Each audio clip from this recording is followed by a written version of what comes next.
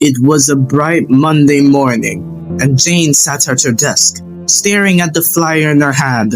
National Youth Essay Contest. It read, Theme, what would you do if you were president? She raised her eyebrows. If I were president, I'd definitely make school lunches taste better, she joked. Bob, sitting beside her, laughed. And cancel homework forever? But Jill leaned over, serious as ever. You could write something really good, Jane. You care about stuff. Jane thought for a second. Jill was right. She did care about kids being heard, about kindness, about making life better for others. That night, Jane sat down and wrote her heart out. A week later, Jane was in math class when the principal's voice came over the intercom. Jane Williams, please report to the office immediately. Bob whispered. Ooh, what do you do now? Jane shrugged nervously and walked out. At the front office, the secretary was smiling. Congratulations, Jane! You won the contest! Jane's eyes widened.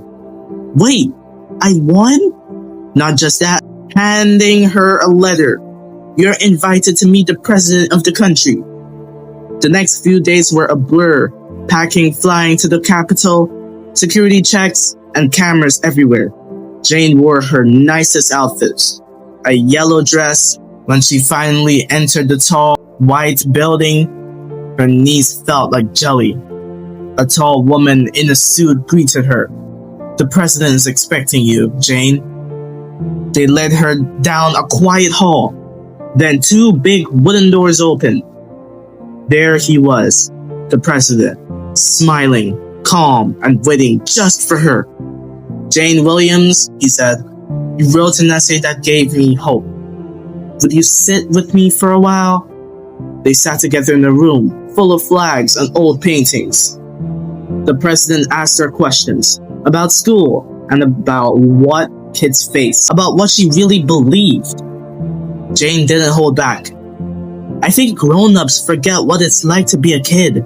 We're expected to be quiet when we have things to say. I think kindness should be stronger than power. The president nodded. You're right. Then he leaned closer.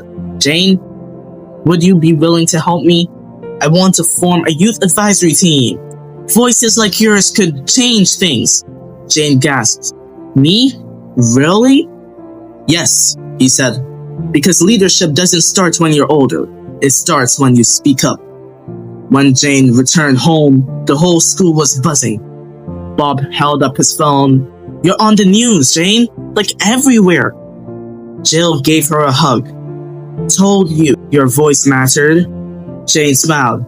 I didn't meet the president to become famous. I met him so we could make something better together. The moral of this story is that no matter how young you are, your voice can make a difference. Speak truth, lead with kindness, and never be afraid to step forward.